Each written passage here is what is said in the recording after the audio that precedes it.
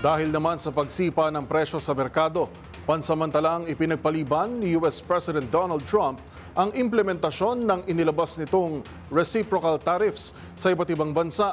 Gayunman, exempted dito ang China na lalo pang itinaas ang ipinataw na taripa sa 125%.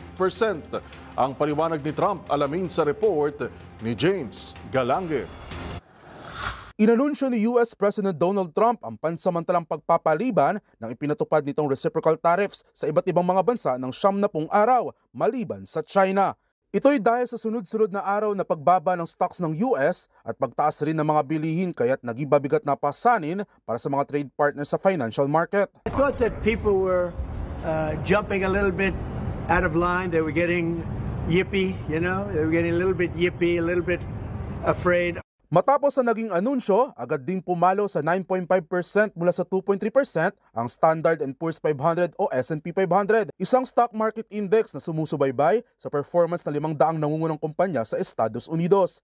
Kasabay ng naturang utos, ibinaba na rin ni Trump ang taripa sa 10% sa maraming bansa, ngunit kabaliktaran naman para sa China.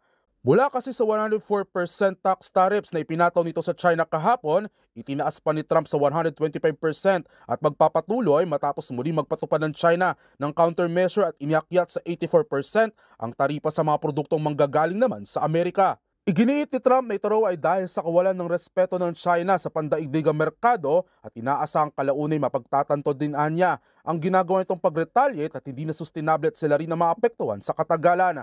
Bukas pa rin naman daw niya si Trump na makipagnegosasyon sakaling hilingin ng China. Nothing's over yet, but we have a tremendous amount of spirit from other countries, including China. China wants to make a deal.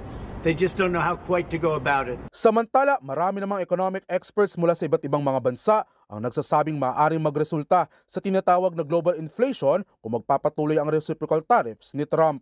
Para sa MBC TV Network News, ito si James Galange ng DZRH TV, una sa Pilipinas, una sa Pilipino.